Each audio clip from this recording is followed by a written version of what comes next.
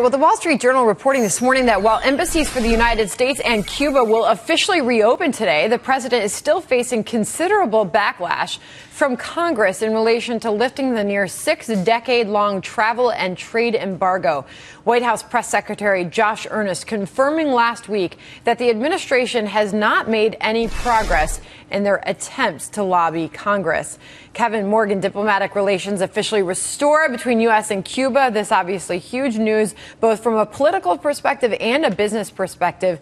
Morgan, I'll start with you. What's your take on all of this? Well, I'm not surprised that the president has difficulty with Congress. I used to work at the U.S. Treasury, and part of what I did was working on sanctions against Iran, against Cuba, against nefarious actors globally and terrorist regimes. You know, there's a lot of work that goes into putting these sanctions regimes in place. And I think Congress is clearly frustrated by what they've seen as it relates to the Iranian sanctions. And there's probably not a lot of appetite to move forward on lifting the Cuban sanctions right now. And I have visions of Donald Trump and other big hoteliers and possibly casinos going into Cuba. I mean, the opportunities are endless. Maria had Hank Greenberg on here. She asked him about possible investment in Cuba. And, you know, a lot of these big businessmen, they sound excited about the prospects that Cuba offers. I mean, surely that's right around the corner. Yeah, everyone wants to celebrate Havana Nights again.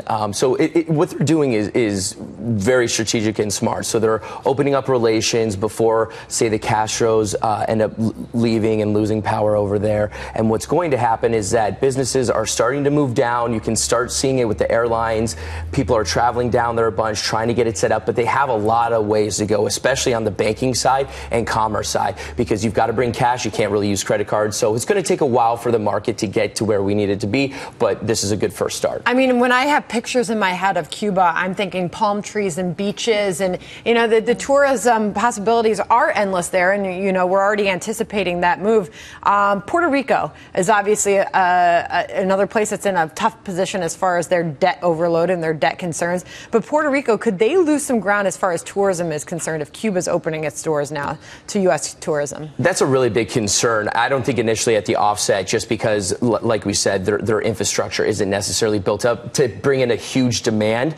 So it's going to take a while. But yeah, Puerto Rico's losing people. They're losing tax-based revenue. I think the issue is actually with residents in Puerto Rico as opposed to tourism. All right. Well, we're going to all be looking to see how this all turns out. And the doors are now open, and the embassies are opening their doors as well. All right, guys, thank you.